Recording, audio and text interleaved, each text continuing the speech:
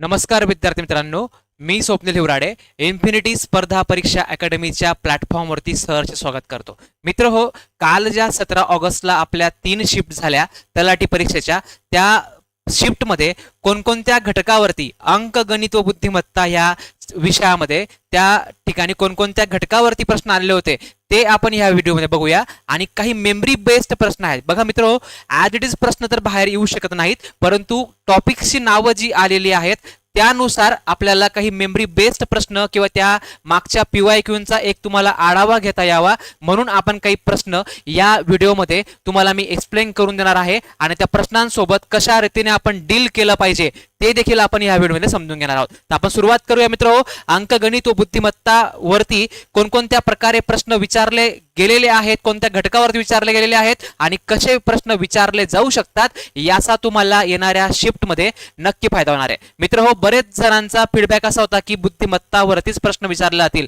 परंतु आपल्याला असं लक्षात येत आहे की आता मॅथ्स वरती देखील जवळपास 50% वेटेज आहे, म्हणून आपल्याला अंकगणिताला स्किप करून चालणार नाहीये. अंकगणिताची देखील व्यवस्थित रिव्हिजन करा प्रॉपरली आणि त्याच्यावरती देखील भर देऊन आपल्याला या परीक्षेमध्ये यश मिळवायचंय. तर बघा मित्र हो, आपण सुरुवात करूया सेशनला. लक्षात घ्या, आपल्याला या ठिकाणी अंकगणिताबद्दल आपण समजून घेऊया. पहिल्याने कोणकोणत्या घटकावरती प्रश्न होती. जर आपण मॅथ्सचा विचार केला, जर आपण मॅथ्स बद्दल बघितलं मित्र हो अंकगणितावरती, तर बॉडमास वरती प्रश्न होती. बरोबर, त्याला आपण पदावली असं म्हणतो किंवा आपल्याला चिन्हांची अदलाबदल करावी लागते त्या घटकावरती. बरोबर, लक्षात घ्या मित्र हो. यानंतर लसावी मसावी वरती प्रश्न होता एका शिफ्टमध्ये. लसावी आणि मसाई वरती प्रश्न होता. बरोबर, LCM आणि HCF. नंतर मित्र हो, नफा तोटा, प्रॉफिट अँड लॉस असं आपण त्याला म्हणतो, नफा तोटा व सूट याच्यावरती प्रश्न होता मित्र हो. याच्यावरती 2 प्रश्न होती असा विद्यार्थी मित्रांचा एक फीडबॅक आहे. बघा मित्र हो, सरळ व्याज व चक्रवाढ व्याज याच्यावरती प्रश्न होता. लक्षात घ्या, ज्याला आपण SI सिंपल इंटरेस्ट आणि कंपाऊंड इंटरेस्ट असं म्हणतो, या घटकावरती पण 1 किंवा 2 प्रश्न कालच्या शिफ्टमध्ये आपल्याला बघायला मिळालेले आहेत. नंतर बघा मित्र हो, सरासरीवरती देखील प्रश्न आलेली आहेत. सरासरीवरती देखील प्रश्न आलेली आहेत मित्र हो. एक सेकंड, लक्षात घ्या, सरासरीवरती देखील प्रश्न आलेली आहेत. सरासरीवरती प्रश्न आलेला आहे. बरोबर, कालच्या शिफ्टमध्ये सरासरीवरती प्रश्न आलेला आहे. नंतर मित्र हो, पदावली आपण ऑलरेडी बघितलेले आहेत. तर हे काही घटक आहेत. समजा पाण्याची टाकी व नळ याच्यावरती देखील प्रश्न होता. पाण्याची टाकी व नळ याच्यावरती देखील प्रश्न होता. तर अशा रीतीने मित्र हो, आपल्याला या घटकावरती प्रश्न कालच्या शिफ्टमध्ये बघायला मिळाले. सरासरीवरती देखील 1 किंवा 2 प्रश्न होते. तर अंकगणितामध्ये आता जे टॉपिक विचारले गेलेले आहेत तेच टॉपिक विचारले जातील असं नाही मित्र. आपल्याला लिस्ट आउट माहिती IMP टॉपिक्सची, त्या टॉपिक्स मधून काही घटक कालच्या शिफ्टमध्ये विचारले गेले. आता समजा आंतर वेळ आजच्या काही शिफ्टमध्ये आलेला आहे, तर असे बदल होत आहेत. बरोबर, पण आपल्याला एक अंदाज घ्यायचा आहे की ह्या विषयावरती 10 ते 12 प्रश्न या विषयावरती विचारले जात आहेत, म्हणून आपल्याला व्यवस्थित काळजीपूर्वक त्या ठिकाणी या प्रश्नांना डील करायचंय. नंतर जर आपण व्यवस्थित समजून घेतलं मित्र, तर रिझनिंग वरती कोणकोणत्या घटकावरती प्रश्न काल विचारली होती त्याचा एक आपण अंदाज बघूया.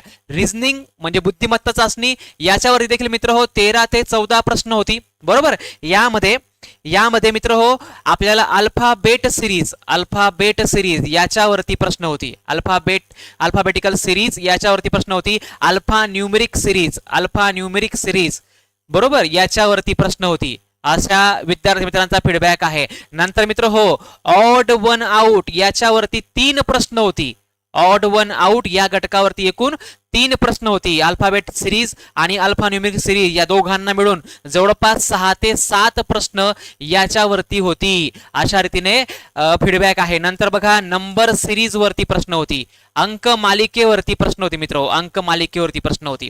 बरोबर, नंतर बघा मित्र हो, आपल्याला ऑड वन आउट झाला, नंबर सिरीज झाला. नंतर आपल्याला आकृतीवरती काही शिफ्टमध्ये आकृती कोणती येणार आहे पुढच्या सिरीजमध्ये, आकृतींवरती सिरीज कशी असते ते पण मी तुम्हाला काही प्रश्नांद्वारे दाखवणारच आहे. आकृतीवरती एक प्रश्न त्या ठिकाणी आलेला होता मित्र. बरोबर, तर अशा रीतीने हे काही टॉपिक्स आहेत. एका थर्ड शिफ्टला इनइक्वालिटी वरती प्रश्न होता. तुलना या घटकावरती प्रश्न होता. बरोबर, पहिल्या शिफ्टला विद्यार्थी मित्रांच्या म्हणण्यानुसार सिटिंग अरेंजमेंट वरती प्रश्न होता, परंतु एका विद्यार्थी मित्राने सांगितलं की सर तो सिटिंग अरेंजमेंटचा प्रश्न नव्हता, तो तुलना या घटकावरती प्रश्न होता, रँकिंगचा प्रश्न होता. बरोबर, त्या ठिकाणी हा याच्यापेक्षा लहान आहे, मोठा आहे, अशा रीतीने उंचीनुसार क्रमानुसार मांडणी करावी लागते आणि त्यावरती TCS वारंवार प्रश्न विचारत आहे. तर अशा रीतीने कोणत्या प्रकारचे प्रश्न आहेत PYQ बेस्ड त्याचा एक आपण आढावा घेऊया, त्याचं डिस्कशन आपण या व्हिडिओ मार्फत करूया की जेणेकरून आपण कशा रीतीने स्मार्टली या एक्झाम्पलला डील केलं पाहिजे, तुम्हाला याचा फायदा होणार आहे. तुमच्या एक्झाम मध्ये 2-3 कन्सेप्ट पण तुम्हाला चांगल्यापैकी या ठिकाणी समजले तर तुमच्या त्या ठिकाणी 6 ते 8 मार्क वाढू शकतात, असा माझा ह्या व्हिडिओ मार्फत प्रयत्न असणार आहे. बघा मित्रहो, आपण सुरुवातीला अंकगणिताचे प्रश्न बघूया. सरासरी या घटकावरती 1 ते 2 प्रश्न हमखास विचारला जातोय, प्रत्येक शिफ्ट मध्ये येतोय, कालच्या प्रत्येक शिफ्ट मध्ये होता, आजही येतोय. सो सरासरी या घटकाला आपल्याला व्यवस्थित करायचंय. तर लक्षात घ्या मित्रो, आपण 1-2 प्रश्न, 1-2 प्रकारचे प्रश्न सरासरी डिस्कस करूया.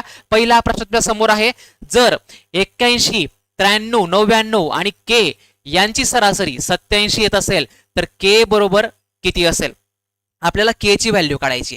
बघा मित्रहो, सरासरी म्हणजे काय? आपल्याला पहिली गोष्ट म्हणजे माहिती पाहिजे की सरासरी म्हणजे काय, सरासरी आपण कशी काढतो. सरासरी काढताना ज्या काही एकूण संख्या दिलेल्या आहेत, ज्या काही आपल्याला एकूण संख्या आहेत, त्या सर्व संख्यांची बेरीज, त्या सर्व संख्यांची आपण बेरीज करतो. बरोबर, आणि त्या बेरजेला, एकूण आलेल्या बेरजेला एकूण जेवढ्या संख्या असतील, एकूण जेवढ्या संख्या असतील त्या संख्यांनी आपण त्याला भाग देतो. बरोबर, तर सरासरीचा फॉर्म्युला आहे मित्रहो, average is equal to sum upon n. Average is equal to sum upon n. बरोबर, तर आपण जर ट्रॅडिशनल पारंपरिक पद्धतीने या एक्झाम्पलला सोडवायचं म्हटलं तर आपण कशा रीतीने सोडवणार त्याला बघूया. आपण काय करणार, यांची बेरीज करायची. कोणाकोणाची? 81 अधिक 93 प्लस 99 प्लस K, 4 व्हॅल्यू आहेत त्या, म्हणून भागीला 4 करावं लागेल. बरोबर, यांची बेरीज भागीला एकूण संख्या 4 केल्या. आता ॲव्हरेज दिलेला आहे, मला किती दिलेला आहे?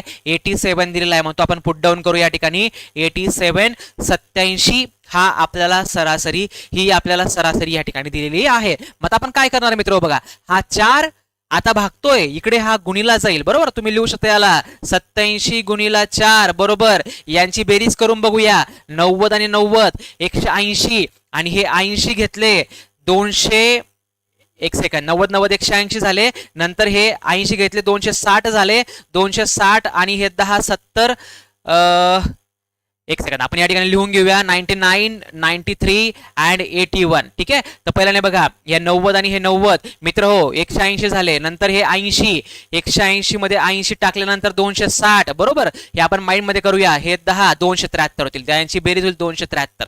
तर लक्षात घ्या मित्र हो, 273 प्लस K, 273 प्लस K अशी आपण मांडणी करणार. मग यांच्या गुणाकारामधून ही बेरीज इकडे वजाबाकी करायला येईल आणि आपण त्याचं उत्तर करणार. बघा 4 7 आपण जर घेतले 7 चौक 28 पैकी 8. बरोबर, 2 कॅरी घेतला, 8 चौक 32 आणि 2 34 झाले. 348 कडे हे 273 इकडे वजा व्हायला जातील, म्हणजे हे वजाबाकी करणार आपण. तर आपल्याला ही जर वजाबाकी केली तर आपल्याला x ची व्हॅल्यू किंवा त्या k ची व्हॅल्यू 75, दॅट मीन्स 75 मिळणार आहे. किती मिळणार मित्र? 75 मिळणार आहे. मग पारंपरिक पद्धतीने, ट्रॅडिशनल पुस्तकाच्या पद्धतीने किंवा तुम्ही इतर कोणत्याही क्लासच्या मेथडने गेले तर तुम्हाला अशा रीतीने स्टेप बाय स्टेप याला सोडवावं लागेल. परंतु मित्र आपला कन्सेप्ट क्लिअर पाहिजे, आपला कन्सेप्च्युअल क्लॅरिटी पाहिजे, आपल्याकडे याची ट्रिक पाहिजे व्यवस्थित कन्सेप्च्युअल, तर आपल्याला हे एक्झाम्पल काही विदिन सेकंदात सोडवता येतं. मग आपण ते कशा रीतीने सोडवणार, ते स्मार्टली आपण कशा रीतीने डील करणार ते आपण बघूया. बघा मित्र हो, काय दिलेलं आहे आपल्याला, कोणत्या संख्या दिलेल्या आहेत? 81 दिलेला आहे. बरोबर, 93 दिलेला आहे, 99 दिलेला आहे, आणि काय दिलं या ठिकाणी? K एक व्हॅल्यू दिलेली आहे, ही चौथी व्हॅल्यू आपल्याला अननोन आहे. बरोबर, आता बघा यांचा ऍव्हरेज काय दिलेला आहे आपल्याला? यांचा ऍव्हरेज आपल्याला 87 दिलेला आहे, 87 दिलेला आहे. मग आता ट्रिक कशी वापरायची लक्षात घ्या. सरासरी काढणे हे आपल्याला व्यवस्थित सांगितलेलं पाहिजे की सरासरी काढणे म्हणजे समान वाटणी करणे, इक्वल डिस्ट्रीब्यूट करणे म्हणजे सर्वांना सारखी रक्कम यायला पाहिजे, प्रत्येकाच्या वाट्याला सारखी रक्कम यायला पाहिजे, कोणासोबतही भेदभाव झाला नको पाहिजे. अशा अर्थीने आपण त्याला माइंडमध्ये आपला कन्सेप्ट क्लिअर ठेवायचा. इक्वल डिस्ट्रीब्युशन हे माहिती पाहिजे आपल्याला. सरासरी म्हणजे average means what, equally distribute करून देणे, सर्वांना समान वाटणी करून देणे. बघा मग आता सर्वांना समान वाटणी करून 87 मिळायला पाहिजे होते, बरोबर, पण याला मिळाले 81, याला किती मिळाले 81 मिळाले, मग याला कमी मिळाले ना याच्यापेक्षा, मग किती कमी मिळाले तो फक्त विचार करायचा. बघा समजून घ्या, आपल्याला याला 6 ने कमी दिसतंय, सरासरीपेक्षा हे 6 ने कमी दिसतंय, बरोबर. आता 93 शी तुलना करायची या 87 ची, आपल्याला प्रत्येकासोबत तुलना करायची याची. आता बघा कन्सेप्ट समजून घ्या, ट्रिक समजून घ्या, मी काय सांगते हे व्यवस्थित काळजीपूर्वक समजून घ्या. जर अशा प्रकारचा प्रश्न तुमच्या शिफ्ट मध्ये आला तर तुम्हाला हमखास 2 गुण देऊन जाणार आहे आणि तुम्ही त्याला बाकीच्या विद्यार्थ्यांपेक्षा कमी वेळेत त्याला सोडवू शकणार आहात. लक्षात घ्या मित्र, 87 तर या ठिकाणी 93 आणि 87 चा फरक कितीने जास्त आहे, 6 ने जास्त ही संख्या, जास्त म्हणून +6 लिहितोय, कमी म्हणून -6 लिहितोय, बरोबर. लक्षात घ्या 99 ही संख्या आता याच्यापेक्षा कितीने जास्त आहे, 3 आणि 3 9, 12 ने जास्त आहे म्हणून +12, बरोबर. आता लक्षात घ्या हा जो असतो ना मित्र हो, हा डेव्हिएशन असतो. हा काय असतो, डेव्हिएशन असतो. आणि हा फरक जो असतो ना हा बॅलन्स असतो जेव्हा सरासरी आपली बरोबर असते. म्हणजे जेवढ्या ऋण संख्या असतात तेवढ्या धनसंख्या आपल्याला मिळायला पाहिजे. ऋण संख्यांची बेरीज जेवढी आहे तेवढीच आपल्याला धनसंख्यांची बेरीज मिळायला पाहिजे, असा कन्सेप्ट आहे. बघा आता ऋण 6 आणि धन 6 हे इक्वल झाले, सारखे झाले, म्हणजे मी ऋण 6 ला धन 6 ने कॅन्सल करू शकतो, परंतु मला या धन 12 ला कॅन्सल करण्याकरता या ठिकाणी काय पाहिजे, ऋण 12 पाहिजे, तर तो कॅन्सल होईल ना. मग ही इथं किंमत किती होती हा फक्त आपल्याला जस्ट अंदाज घ्यायचा आहे, बरोबर, लॉजिकने.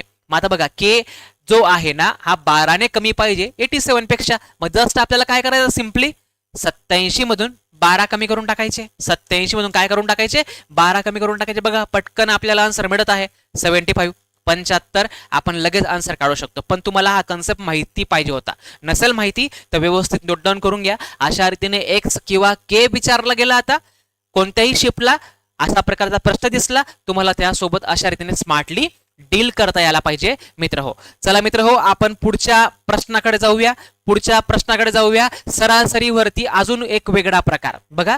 मेमरी बेस्ड प्रश्न जरी विद्यार्थी मित्रांनी टॉपिकची नावं सांगितलेली असतील, परंतु ॲज इट इज ते बाहेर आलेले नाहीत. मी पुन्हा एकदा रिपीट करत आहे, परंतु काही त्यांच्या हिंटनुसार अशा प्रकारचा प्रकार होता सर, अशा प्रकारचे एक्झाम्पल होते, याच्यानुसार आम्ही 1-2 प्रकार तुम्हाला या ठिकाणी घेण्याचा प्रयत्न करतो की जर असा प्रकार सेम आला तर निश्चित तुमचा फायदा या सेशनद्वारे व्हायला पाहिजे, असा प्रयत्न आहे. बघा काय म्हटलेलं आहे, 8 मित्रांच्या समूहाला एक नवीन मित्र येऊन मिळाल्यामुळे त्यांच्या वयाची सरासरी 75 वर्षाची किती वर्ष झाली, 72 वर्ष एवढी झाली.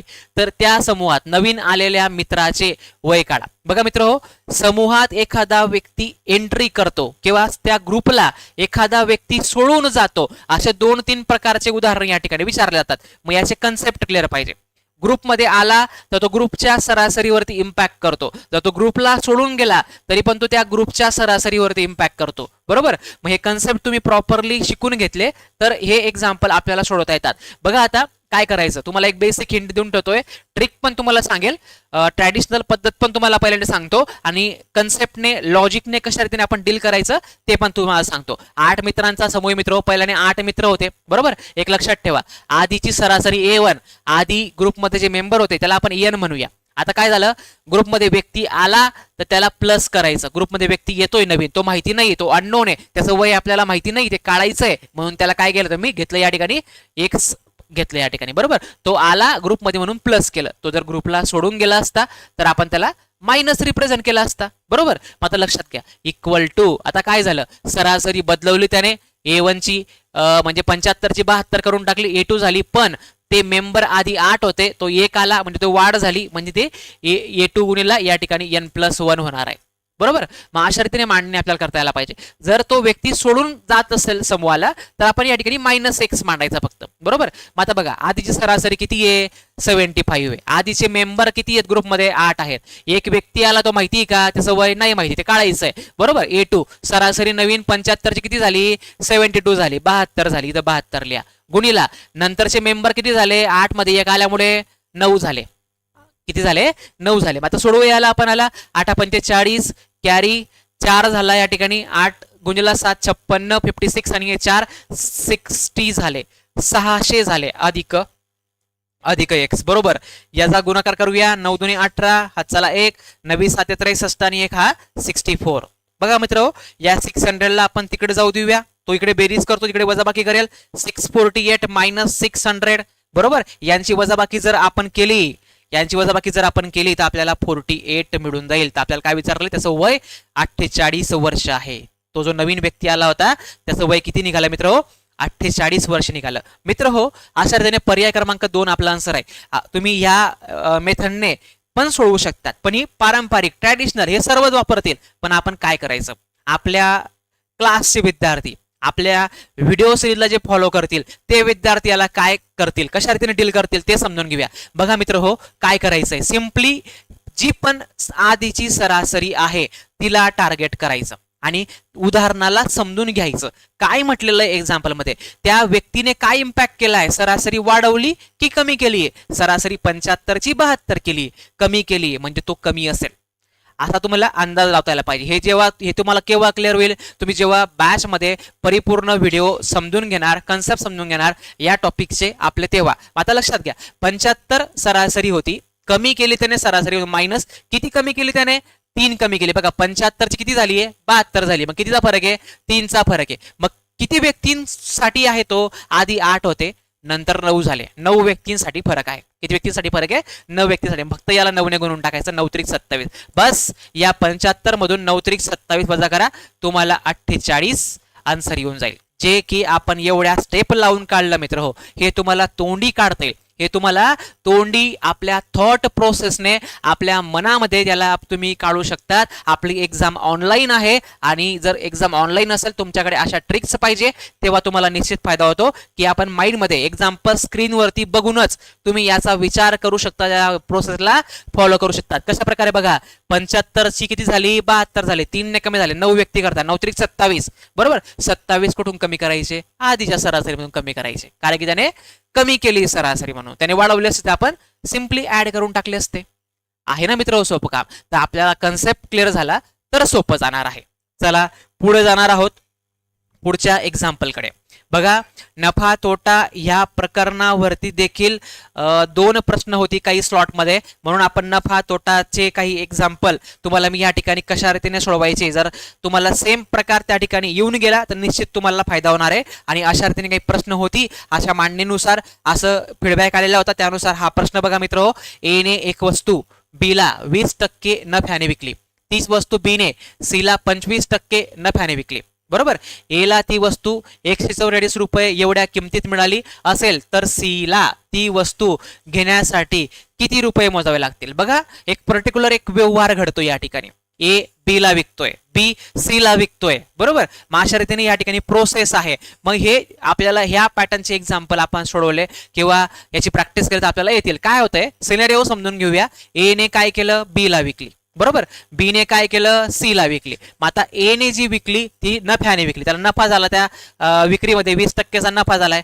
याने बी ने जेव्हा विकली सी ला तेव्हा 25%चा नफा झालाय तेव्हा काय झालंय 25% नफा झालाय. परंतु आपल्याला काय म्हटलंय ए ला ती वस्तू कितीला मिळाली होती तेला ती 144 एवढ्या रुपयांना ती मिळाली होती. तर याला कितीला पडणार आहे याला सी ला या प्रोसेसमध्ये ती कितीला जाणार आहे अशा तिने प्रश्न आहे. बरोबर मग आता बघा काय करायचं आपल्याला ह्या ठिकाणी जर पर्सेंटेजचे एक्झाम्पल पर्सेंटेजचा कन्सेप्ट क्लिअर असेल तर अपूर्णांकाच्या पद्धतीने फॅक्टरच्या पद्धतीने फ्रॅक्शनच्या मेथडने आपण याला कमी वेळेत डील करू शकतो, परंतु आता ज्यांनी बॅच केली असेल माझ्याकडून, जे शिकलेले असतील पर्सेंटेज, त्यांनाच ते कळणार आहे. म्हणून आपण या ठिकाणी बेसिकने समजून घेऊया, बेसिक ने याला कशा प्रकारे डील करायचं ते समजून घेऊया.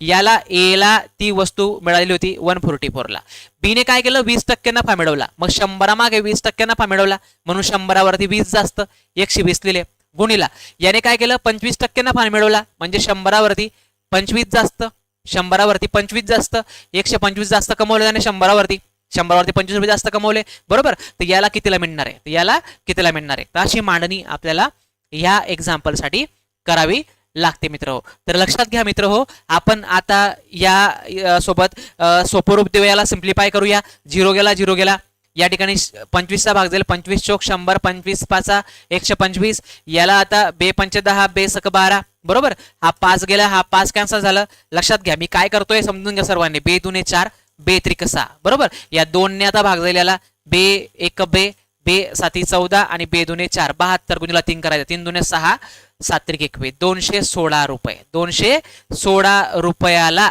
ती कोणाला मिळाली मित्र, सी ला मिळालेली. कोणाला मिळालेली आहे, सी ला मिळाली. तर अशा रीतीने या एक्झाम्पल सोबत आपल्याला डील करता यायला पाहिजे मित्र. आय होप तुम्हाला हे एक्झाम्पलचं सोल्युशन क्लिअर झालं असेल. 216 रुपये पर्याय क्रमांक 1 या प्रश्नाचं उत्तर आहे. चला मित्र हो, आपण पुढच्या एक्झाम्पल कडे जाऊया.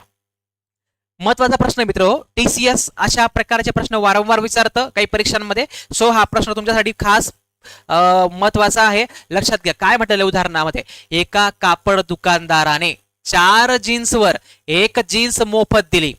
एका कापड दुकानदाराने काय केलं मित्र, 4 जीन्सवर 1 जीन्स मोफत दिली. तर या व्यवहारात दुकानदाराने दिलेली शेकडा सूट किती असेल, शेकडा सूट किती असेल. नफा तोटाचा अतिशय महत्वाचा टाईप टीसीएस पॅटर्न नुसार. आपण बऱ्याचदा काही खरेदी विक्रीसाठी आपण एखाद्या मॉलमध्ये जातो किंवा डीमार्ट बिग बाजार सारख्या शोरूमवरती जातो आपण कधी कधी. तर आपल्याला त्या ठिकाणी काही डिस्काउंट दिलेला असतो, त्यांनी ऑफर दिलेली असते, त्यांनी म्हटलेलं असतं 3 वस्तू घ्या 1 मोफत मिळवा, बरोबर. 2 जीन्स पॅन्ट घ्या 1 मोफत मिळवा, 3 टी शर्ट वरती 1 टी शर्ट मोफत, अशा प्रकारच्या काही ऑफर असतात. परंतु ह्या ऑफर ज्या असतात त्यामागे एक लॉजिक असतं आणि त्यामागे एक डिस्काउंटचा कन्सेप्ट असतो. ती सूट दिलेली असते, मग ती सूट किती आहे, शेकडा सूट किती आहे ते आपल्याला या ठिकाणी समजून घ्यायचंय. बघा आता आपण समजून घ्या काय कशा प्रकारे थिंकिंग करायची. सिंपल विचार करायचा मित्र, मी ज्या वस्तू घ्यायला गेलो, बरोबर. एक सेकंड, मी ज्या वस्तू घ्यायला गेलो त्या वस्तू किती मिळाल्या मला, असा विचार करायचा. मी 4 जीन्स वरती मला 1 जीन्स मोफत मिळाली असं त्यांनी म्हटलंय. म्हणजे मला एकूण ज्या वस्तू मिळाल्या त्या 5 वस्तू मिळाल्या, 5 जीन्स मिळाल्या, बरोबर. मग आता काय झालेलं आहे मित्र की मला 5 जीन्स मिळाल्या, परंतु मी त्यांचं पेमेंट किती जीन्ससाठी केलं, त्यांचे पैसे मी किती जीन्ससाठी मोजले, असं सिम्पली थिंकिंग करायचे. मी फक्त त्यांना 4 जीन्सचीच किंमत दिली, 4 जीन्सचीच किंमत दिली. मग विचार सिंपल करायचा, मला या 5 वरती 1चा डिस्काउंट आहे, या 5 वरती मला 1चा डिस्काउंट आहे. म्हणजे सिंपल 5 रुपयावरती 1 रुपयाचा डिस्काउंट आहे. इथं गुणीला 100 करून टाका, तुम्हाला टक्केवारी मिळून जाईल. 5 2 10, बरोबर. आणि हा 0 20, तर 20%चा या ठिकाणी डिस्काउंट आहे. पर्याय क्रमांक 1 याचं आन्सर येणार आहे. बघा मित्र समजून घ्या, जर आपल्याला म्हटलं की 8 जीन्स वरती 1 जीन्स मोफत मिळाली म्हणजे मला किती मिळाले, 9 मिळाले. मी पे किती करता केले, 8 करता केले, बरोबर. म्हणजे मला 9 रुपयावरती 1 रुपयाची सूट मिळाली. 1/9 गुणीला 100 करून टाका, जे आन्सर येईल ते आपला डिस्काउंट, ती आपली सूट असेल, आपल्याला मिळालेली शेकडा सूट असेल. आय होप तुम्हाला हे एक्झाम्पल क्लिअर झालं असेल. तर नफा तोटा या घटकावरती मित्र 2 एक्झाम्पल येत आहेत काही स्लॉटमध्ये, तर याला व्यवस्थित करून घ्या. आपण याच्यावरती लवकरच एक सेशन घेऊन येणार आहोत नफा तोटावरती, त्याच्यावर तुम्हाला नक्की फायदा होणार आहे. बघा पुढे जाऊया पुढच्या प्रश्नाकडे. आता हा प्रश्न आहे सरळ व्याज आणि चक्रवाढ व्याज याच्यावरती. बघा सरळ व्याज, सिंपल इंटरेस्ट आणि कंपाऊंड इंटरेस्ट दोघी व्यवहारिक टॉपिक आहेत मित्र, बरोबर. तर आता आपल्याला काय म्हटलेलं एक्झाम्पल मध्ये, समीरने काही रक्कम एका बँकेत गुंतवणूक केली असता त्याला काही दराने 2 वर्षात 800 रुपये सरळ व्याज मिळते, बरोबर. आणि त्याच रकमेवर त्याच दराने चक्रवाढ व्याजाने त्याला 820 रुपये व्याज मिळाले असते तर 2 वर्षासाठीचा व्याजाचा दर किती असेल, रेट ऑफ इंटरेस्ट किती असेल, व्याजाचा दर किती असेल. बघा, त्याने काहीतरी पर्टिक्युलर अमाऊंट जर गुंतवणूक केली समीरने, तर त्या रकमेवरती सरळ व्याजानुसार आकारणी केली तर त्याला 800 रुपये व्याज मिळतं 2 वर्षाकरता. पण त्याच रकमेवर जर आपण चक्रवाढ व्याजानुसार गेलो असतो तर त्याला 800 नाही मिळत, त्याला किती मिळतं, 820 मिळतो. बरोबर. तर दोघांमधला फरक समजून घ्या की सरळ व्याज दॅट मीन्स सिंपल इंटरेस्ट त्या ठिकाणी ते, आणि चक्रवाढ व्याज म्हणजे त्या ठिकाणी व्याजावरती व्याजाची आकारणी होते, व्याजावरती व्याजाची आकारणी होते. बघा, आपण काय करायचं ह्या एक्झाम्पलला डील करताना, आपल्याकडे 2 व्याजाचा आता संदर्भ आहे, सिंपल इंटरेस्ट ॲज वेल ॲज कंपाऊंड इंटरेस्ट. बरोबर. तर लक्षात घ्या, पहिल्या वर्षाला दुसऱ्या वर्षाला दोघी वर्ष मिळून किती व्याज मिळतंय, त्याने पर्टिक्युलर एक अमाऊंट गुंतवलेली, त्या अमाऊंट वरती सरळ व्याजाने गेला तर 800 रुपये त्याला व्याज मिळालं 2 वर्षामध्ये. चक्रवाढ व्याजाने गेला, कंपाऊंड इंटरेस्टने गेला तर त्याला 820 रुपये एवढं इंटरेस्ट मिळालं 2 वर्षामध्ये. बघा मित्र हो, मी काय कन्सेप्ट सांगतोय तो व्यवस्थित समजून घ्या. तुम्ही एखाद्या व्यक्तीकडून जर समजा किंवा एखाद्या बँकेकडून समजा एखादी रक्कम व्याजाने घेतली, बरोबर, तर सरळ व्याज राहू द्या की चक्रवाढ व्याज राहू द्या, पहिल्या वर्षाला येणारं व्याज हे सेम असतं, सरळ व्याजाने पण आणि चक्रवाढ व्याजाने पण. बरोबर. चक्रवाढ व्याजाचा इम्पॅक्ट, कंपाऊंड इंटरेस्टचा इम्पॅक्ट हा सेकंड इयर पासून पडतो, दुसऱ्या वर्षापासून पडतो. म्हणजे मित्र हो, सरळ व्याजानुसार जी रक्कम पहिल्या वर्षाला आहे तीच रक्कम चक्रवाढ व्याजाने असणार आहे. मग तो अंदाज कसा घ्यायचा, सरळ व्याजाने दोघी वर्षांना सारखी अमाऊंट असते, मग 800 रुपये 2 वर्ष मिळू नये. बरोबर. 800 रुपये 2 वर्ष मिळू नये तर पहिल्या वर्षाला किती असेल, याला 400 आणि याला 400 असेल. एवढं आपल्याला सिंपल हे काम करता येणार आहे. याला टेबलची ट्रिक आहे, ही टेबलची मेथड याला फॉलो करायची, काही कोणता फॉर्म्युला कोणत्या स्टेप वापरायचा नाहीत. मी जे सांगतोय अशा पद्धतीने जर एक्झाम्पल तुम्हाला आलं तर ही टेबलचा कन्सेप्ट, टेबलची ट्रिक याच्याने याला सोडवायचं आहे. लक्षात घ्या. मग आता पहिल्या वर्षी सेम, तर इथं काय होईल, इथं 400 म्हणून इथं 400.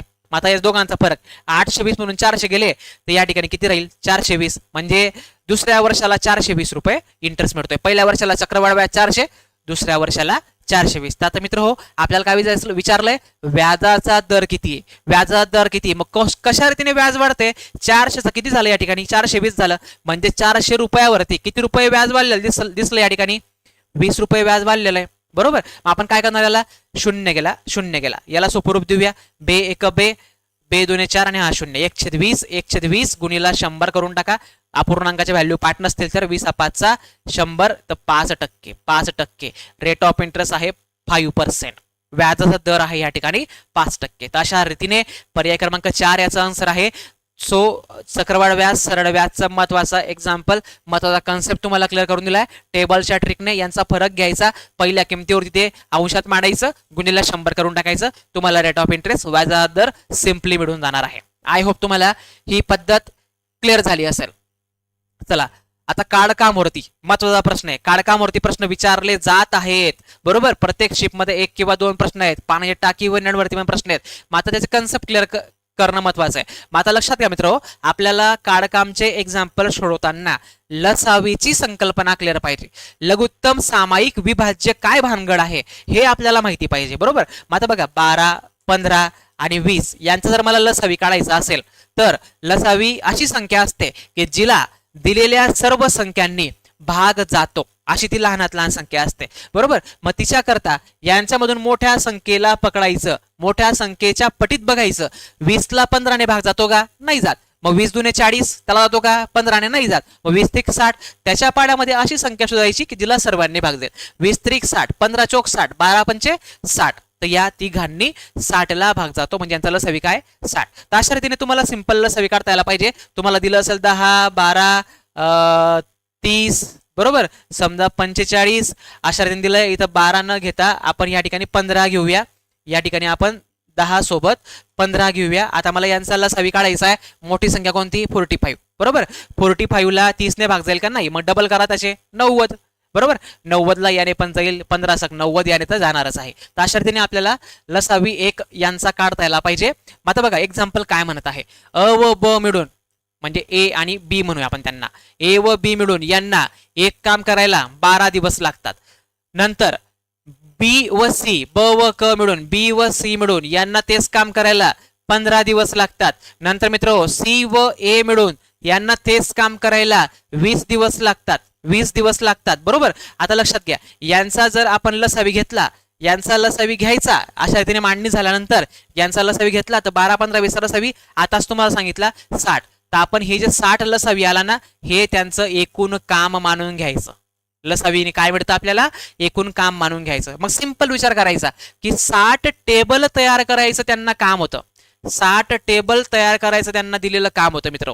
ठीक आहे. तर ही जी जोडी ए आणि बी ची ही 12 दिवस घेते 60 टेबल बनवायला. तर एका दिवसाला ते किती बनवू शकतात? अशा रीतीने आपण त्याला या ठिकाणी विचार करायचा. मग 12 पंचे 12 भाग द्यायचा. 12 पंचे 60 म्हणजे 5 टेबल प्रति दिवस प्रमाणे हे दोघी जण काम करतील. याचा विचार करूया बी प्लस सी ने. यांची कॅपॅसिटी 15, 15 ने भाग देऊ. 15 चौक 60, 4 टेबल पर डे ने हे काम करतील. बरोबर. नंतर 20 ने भाग देऊया. 20 त्रिक 60, 3 टेबल पर डे ने हे बनवतील. तेव्हा ते 20 दिवसामध्ये 60 टेबल बनवून टाकतात.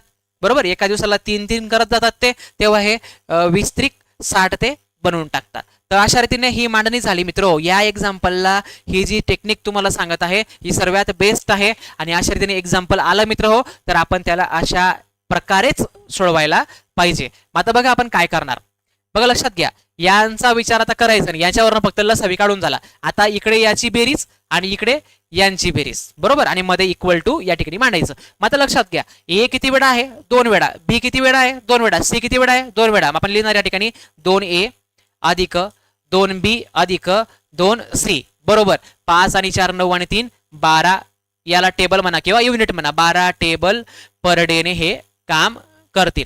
मग आता 2 कॉमन निघेल. 2 कॉमन घेतला. ए अधिक बी अधिक सी बरोबर 12 आला. बरोबर. या ठिकाणी 12 आहे. मग या 12ला ह्या 2 ने भाग दिला तर ए अधिक बी अधिक सी बरोबर 6 होऊन जाईल. 6 टेबल पर डे ने हे तिघी जण काम करतील. कोण कोण? ए बी सी, तिघी लोक. जर आपल्याला विचारलं असतं तिघी जण एकत्रित कामाला आले तर किती दिवसात संपवतील, तर आपण त्यांची क्षमता 6 टेबल आहे एका दिवसाला बनवायची. त्यांना बनवायच्या वेळेस 60 टेबल, तर आपण 60ला 6 ने भाग दिला असता तर आपल्याला 10 मिळालं असतं. परंतु विचारलं काय? आपल्याला विचारलं एकटा ब ते काम किती दिवसात पूर्ण करेल. ब ते काम किती दिवसात पूर्ण करेल. ब करता समजा आता मला ह्या पेअर मध्ये ए बी सोबत कोण नाहीये? ए बी सोबत सी नाहीये. बरोबर. मग आता या दोघांची जोडी 5 टेबल पर डे करते. बरोबर. मग हे तिघांमधून जर या दोघांची वजा केले तर मला सी चे मिळतील ना. मग सी चे किती मिळतील? 6 मधून 5 गेले तर सी ची क्षमता आहे 1 टेबल पर डे. बरोबर. मग ह्या पेअर मध्ये ए नाहीये, मग ह्या दोघांची 4 आहे तर ए ची किती असेल? 6 मधून 4 गेल्यावरती 2. मग या ठिकाणी बी नाहीये, मग बी ची क्षमता काढून घ्यायची. किती मिळेल? या दोघांची ए आणि सी ची 3 आहे तर बी ची किती? 6 मधून 3 गेले तर 3 टेबल पर डे. बरोबर. मग आता लक्षात घ्या 3 टेबल पर डे. मग आता बी ची क्षमता 3 मिळाली, दिवसाला 3 बनवतो, त्याला बनवायचे 60. तेच काम करायचं 60 भागीला 3 करायचे म्हणजे 3 दुने 6 20 दिवस त्याला लागतील. 20 दिवस त्याला लागतील. पर्याय क्रमांक 1 या प्रश्नाचं उत्तर येणार आहे. तर अशा रीतीने मित्र हो या एक्झाम्पलला आपल्याला सोडवायचंय. तर असे प्रश्न तुम्हाला दिसले एक्झाम मध्ये तर तुम्हाला यासोबत डील करता यायला पाहिजे. चला मित्र हो आपण पुढच्या एक्झाम्पल कडे जाऊया. पुढचं एक्झाम्पल त्याच प्रकारचं आहे. बघा ए व बी एक काम 12 दिवसात, बी व सी तेच काम 20 दिवसात आणि सी व ए तेच काम 15 दिवसात करतात. तर तिघे मिळून विचारलंय, आता तिघे मिळून विचारले किती दिवसात काम संपेल. तर लक्षात घ्या मित्र आपण याला पटकन सोडवूया. ए आणि बी या दोघ जण करतात 12 दिवसात. बरोबर. बी आणि सी हे दोघी जण करतात 20 दिवसात. बरोबर. आणि हे तिघे जण करतात, सी आणि ए हे तिघे जण करतात 15 दिवसात. बरोबर. आता यांचा लसावी घेतला 60 आला. 60ला 12 ने भाग दिला. या दोघांची क्षमता 5. 20 ने दिला 3, 15 ने दिला 15 चौक 60. बरोबर. इकडे यांची बेरीज 2A अधिक 2B अधिक 2C बरोबर आपल्याला काय म्हणणार आहे? 5 आणि 4 9 आणि 3 12. मग हा 2 इकडे भाग देणार आहे. तिघांची क्षमता परत A plus B plus C ची 6 युनिट पर डे झाली. बरोबर. त्यांना काम करायचंय 60 म्हणजे 60ला 6 ने भाग द्या तिघं मिळून तर 10 याचं उत्तर आहे. 10 याचं उत्तर आहे. तर अशा रीतीने हे एक्झाम्पल सोडवता यायला पाहिजे. चला पुढे जाऊया. पुढच्या एक्झाम्पल कडे एक पाण्याची टाकी भरायला एक नळाला 4 तास लागतात. टाकीच्या तळाच्या गळतीमुळे टाकी भरायला 6 तास लागतात. जर टाकी पूर्ण भरलेली असेल तर तिला गळतीमुळे रिकामी होण्यास किती वेळ लागेल. तर पाण्याच्या टाकी व नळावरती प्रश्न येत आहेत. हे तुम्हाला कालच्या शिफ्टमध्ये समजलेलं आहे. मग याचा कन्सेप्ट, याचे एक्झाम्पल कसे सोडवायचे, तर लसावी काढूनच याला व्यवस्थित डील करायचं. कशा रीतीने बघा, एक पाण्याची टाकी भरायला 4 तास लागतात. किती तास लागतात? 4 तास लागतात. लक्षात घ्या मित्र हो, काय म्हटलेलं आहे पुढे, की टाकीच्या तळाच्या गळतीमुळे, म्हणजे त्या टाकीला गळती आहे, त्या ठिकाणी लिकेज आहे, म्हणजे त्या लिकेजमुळे काय होतं, त्या गळतीमुळे काय होतं की 6 तास लागतात. किती तास लागले? 6 तास लागले. बघा, जो भरणारा नळ असतो त्याला प्लस राहू द्यायचं, ज्या ठिकाणी लिकेज आहे किंवा ते खाली करतंय त्याला आपण मायनसने डिनोट करायचं. मायनस काय डिनोट करतो? तो नळ खाली करतो एवढं. ते चिन्ह मायनस म्हणजे ती संख्या मायनस नव्हे, हे लक्षात घ्या. मग आता यांचा लसावी घ्या. 4 आणि 6चा लसावी किती होईल? 12 होईल. मग आपण मानायचं, ॲज्युम करायचं, जी टाकी ते भरत आहेत ती 12 लिटरची आहे. लसावी जर 24 आला असता तर टाकी आपण 24 लिटरची कन्सिडर केली असती. सिंपल काम आहे. तेव्हा त्या काळकामच्या एक्झाम्पलमध्ये आपण काम टेबलमध्ये मानतो किंवा एवढे एवढे लाडू त्यांना बनवायचे, असं काहीतरी आपण एक लॉजिक त्या ठिकाणी कन्सिडर करतो. पण आता इथं काय करणार आपण, जी टाकी त्या नळाला भरायची असते ती किती लिटरची आहे? 12 लिटरची आहे.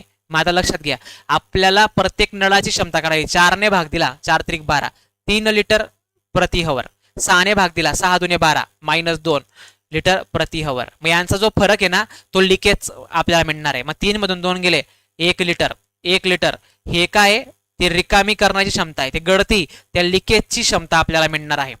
ठीक आहे, 1 लिटर प्रति हवर. मग आता काय म्हटलं, ते तिला गळतीमुळे रिकामी होण्यास किती वेळ लागेल. मग ती रिकामी होणारा करणारा जो नळ आहे, जी गळती आहे, ती लिकेज आहे, तो तासाला 1 लिटर रिकामी करतो. मग किती लिटरची टाकी आहे? 12 लिटरची टाकी आहे. मग 12 भागीला 1 करायचं. इथे 2 असताना आपण भागीला 2 केलं असतं, तर 12 भागीला 1, त्याला गळतीला रिकामी करायला, पूर्ण टाकी रिकामी करायला एकूण 12 तास लागतील मित्र हो.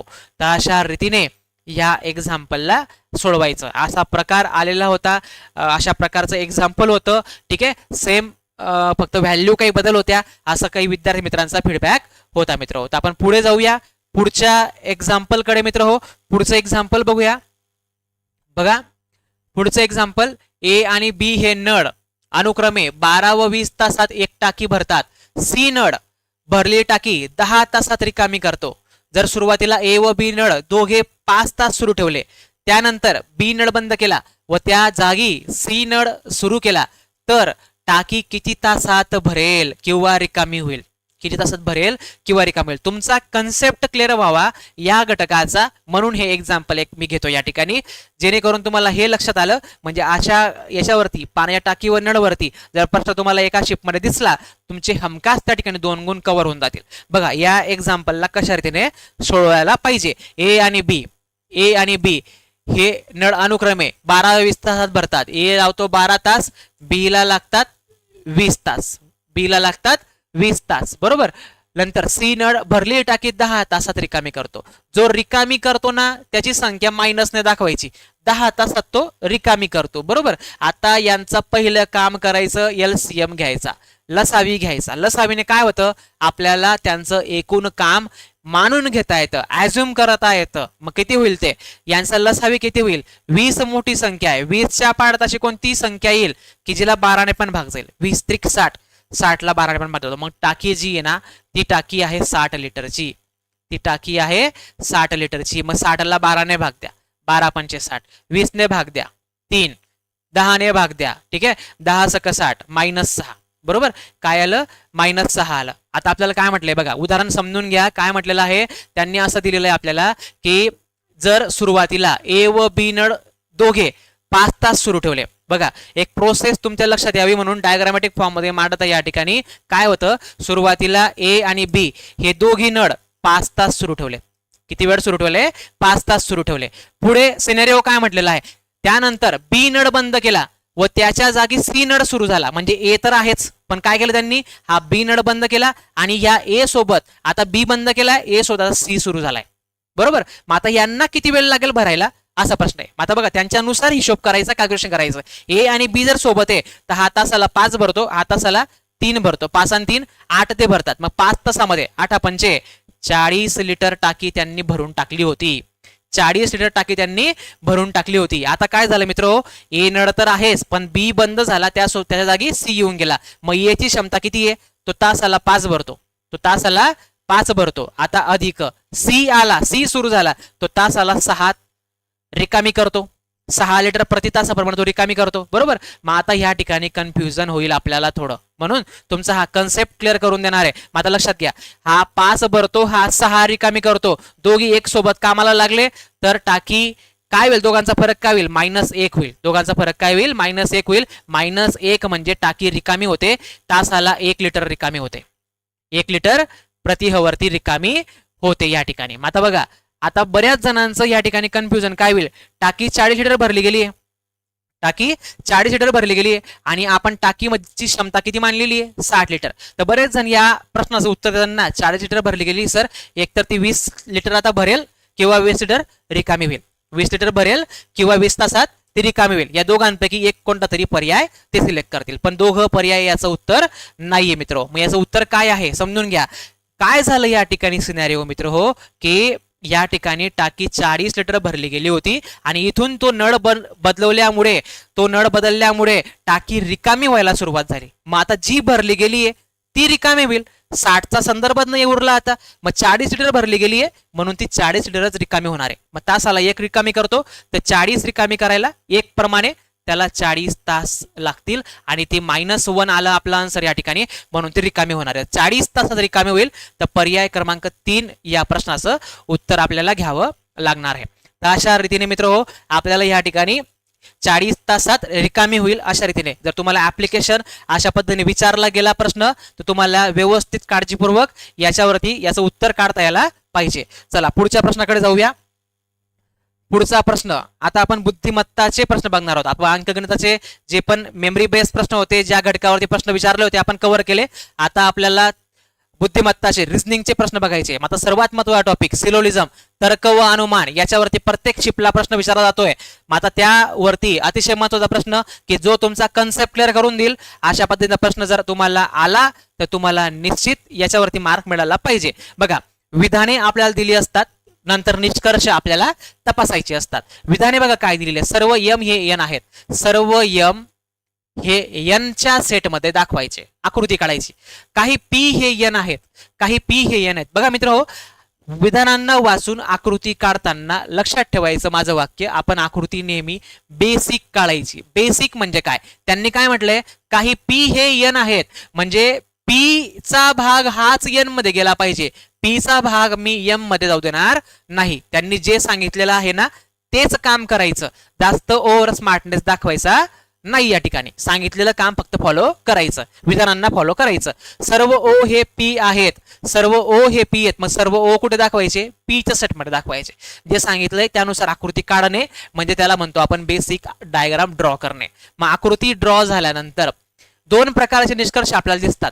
बाकी काही पॉझिटिव्ह असतात, होकारार्थी असतात, आणि काही निगेटिव्ह असतात. बरोबर. होकारार्थीच्या वेळेस सिंपल मी सांगतो तो कन्सेप्ट फॉलो करा, मी सांगतोय ती ट्रिक फॉलो करा. काय करायचं आहे, आकृतीमध्ये ते दिसेल तर त्याला बरोबर म्हणायचं.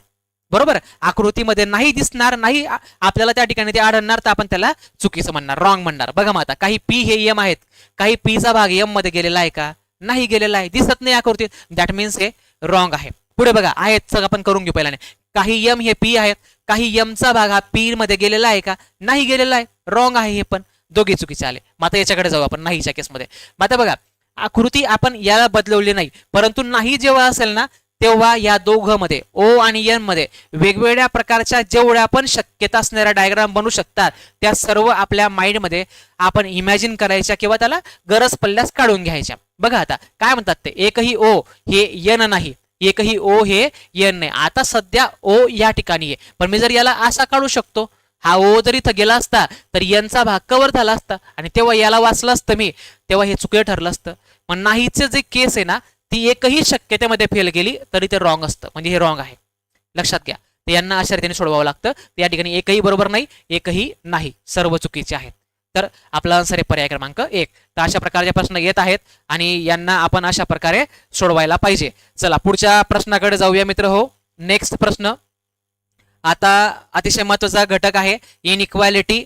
याच्यावरती पण प्रश्न तिसऱ्या स्लॉटमध्ये विचारलं गेलं आहे, अशा काही विद्यार्थी मित्रांचा फीडबॅक आहे. आणि अतिशय महत्त्वाची ट्रिक आपण या घटकावरती शिकवतो. याच्यावरती मी स्पेशल एक सेशन घेणार आहे, तुम्हाला डिटेलमध्ये हा कन्सेप्ट क्लिअर करून देणार आहे. बघा याच्यामध्ये 5 सिम्बॉल मेन असतात, less than, greater than, less than or equal to, greater than or equal to आणि हा इक्वल टू. मित्र बघा लक्षात घ्या, आपण काय केलं मित्र, या सिम्बॉल्सला नावं दिलेली आहेत, एक लॉजिक केलेलं आहे. या दोघी सिम्बॉलला आपण आपल्या लॉजिक मध्ये यांना नाव दिलंय किंग्स, या दोघी सिम्बॉलला आपण आपल्या लॉजिक मध्ये नाव दिलेलं आहे सोल्जर्स, आणि याला आपण नाव दिलेलं आहे पीपल्स, याला आपण नाव दिलेलं आहे पीपल्स. मग आपण जर आपण नावानुसार गेलो, आपण जर यांची प्रायोरिटी ठरवली, तर या नावानुसार आपल्याला लगेच कळतंय कोणामध्ये जास्त पॉवर आहे, कोणाकडे जास्त पॉवर आहे, कोणाचं निवड होईल, कोणाचं सिलेक्शन होईल. कोणाचं सिलेक्शन होईल, ज्याच्याकडे पॉवर जास्त त्याचं सिलेक्शन. म्हणजे किंग्स आर ऑलवेज फर्स्ट, त्यांची पहिल्याने त्यांनाच प्रायोरिटी मिळेल. सेकंड प्रायोरिटी कोणाला मिळेल, सोल्जर्सला मिळेल. थर्ड प्रायोरिटी कोणाला मिळेल, बिचारी आपली गरीब जनता, पीपल्सला मिळेल शेवटी प्रायोरिटी. बरोबर. मग अशा रीतीने आपण यांचा क्रम एक डिसाइड केलेला आहे. दुसरा महत्त्वाचा कॉन्सेप्ट लक्षात ठेवा, की समजा हा जो किंग आहे, याच्या पार्टीमध्ये दिसणारा हा सोल्जर, याच्यासारखा दिसणारा. दुसरी गोष्ट, हा जो किंग आहे त्याच्या पार्टीमध्ये कोण असेल, याच्यासारखा दिसणारा हा सोल्जर.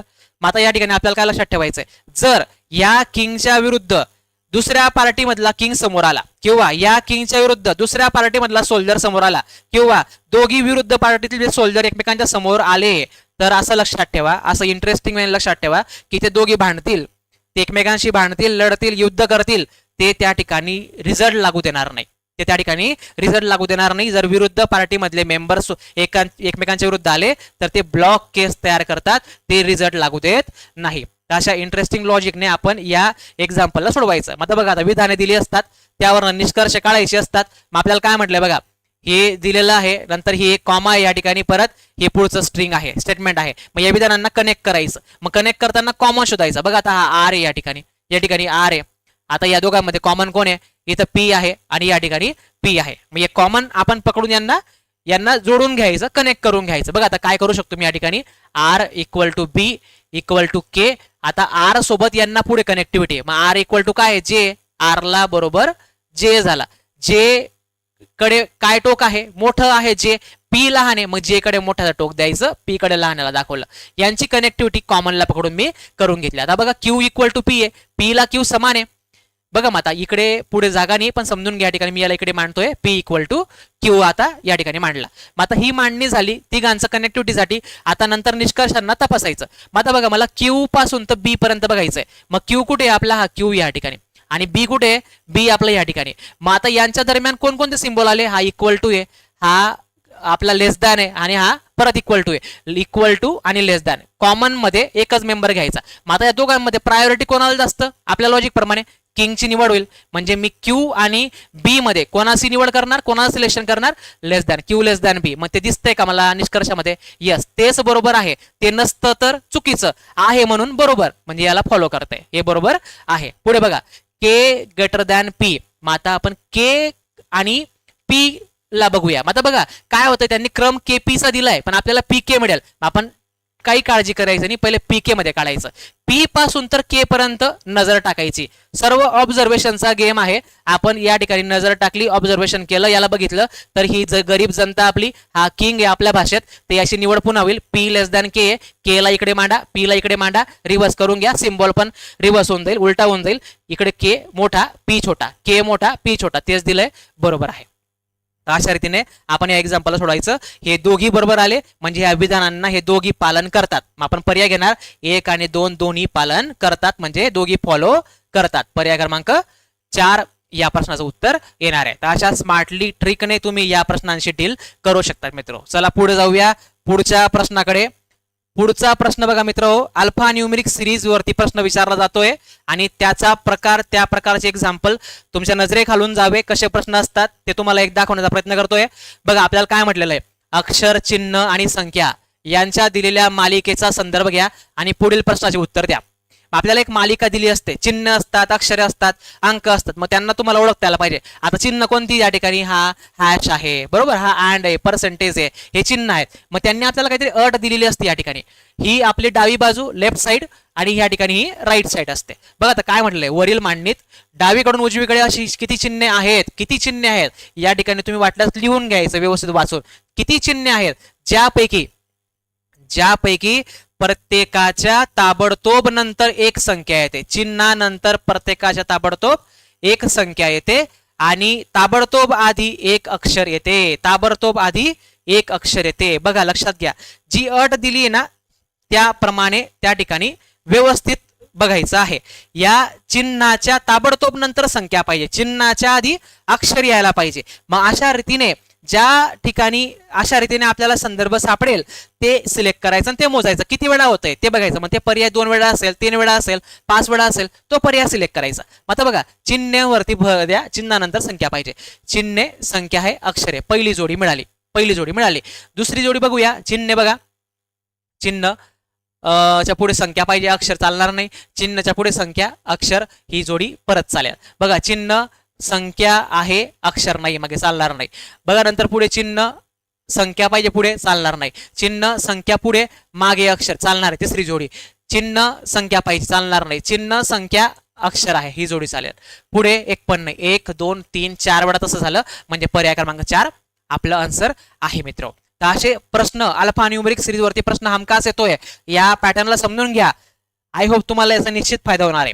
पुढे बघा मित्र हो, आपल्याला आता पुन्हा इथला त्याच पद्धतीने प्रश्न आहे. याला अट बघूया काय म्हटलंय. अशा किती समसंख्या आहेत, आपण म्हणूया खाली मध्ये मांडून घेऊया.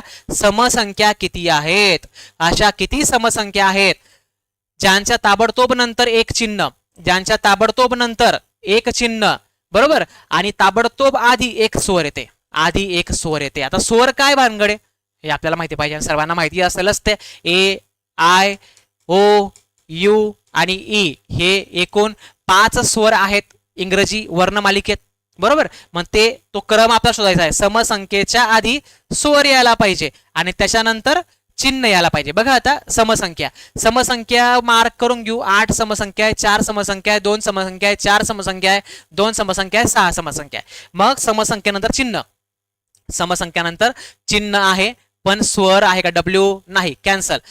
या ठिकाणी बघा समसंख्येनंतर चिन्ह पाहिजे, चालणार नाही. समसंख्येनंतर चिन्ह आहे, मागे स्वर आहे, पहिली जोडी बरोबर मिळाली, यू स्वर आहे.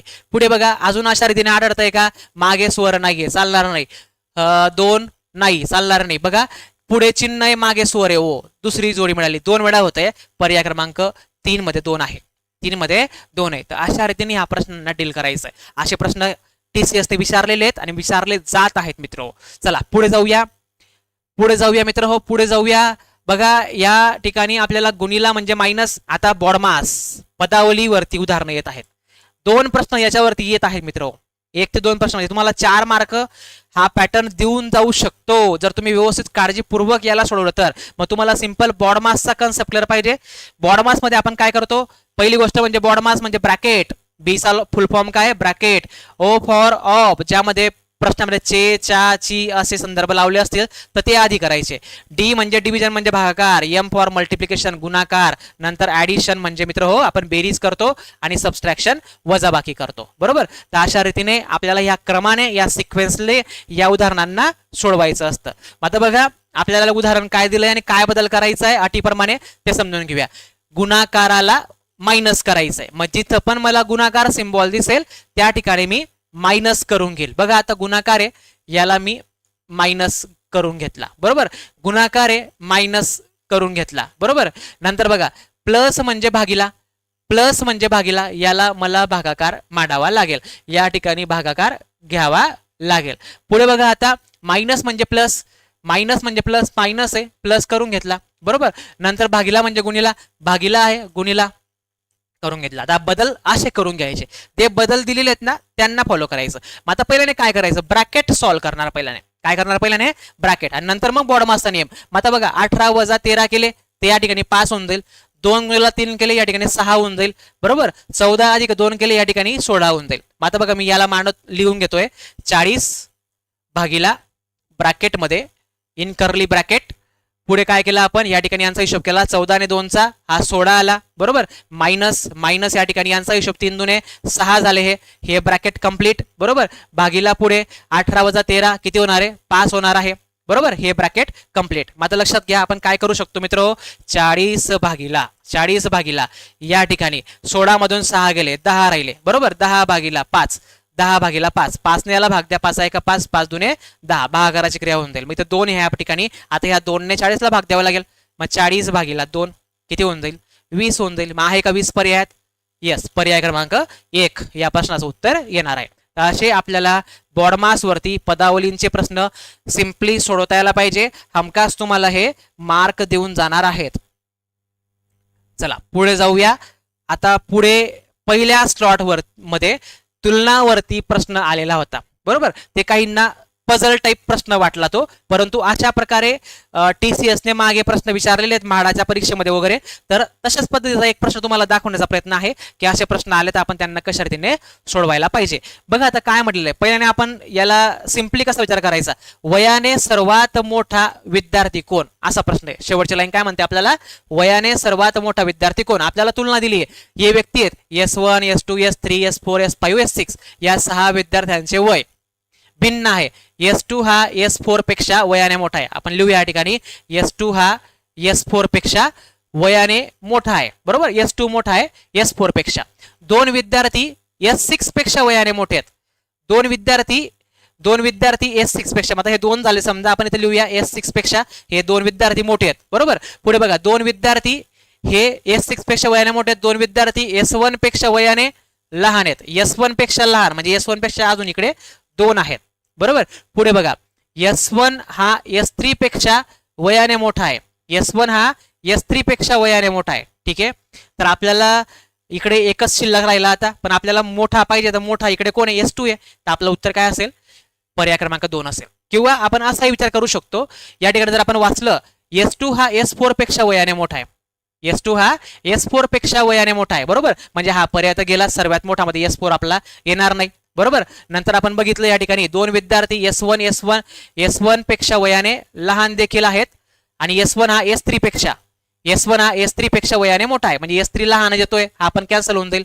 परत आपल्याला या ठिकाणी S6 बद्दल काहीच माहिती नाहीये म्हणजे तो लहानच असेल असं पण आपण अंदाज घेऊ शकतो. एलिमिनेट करू शकतो.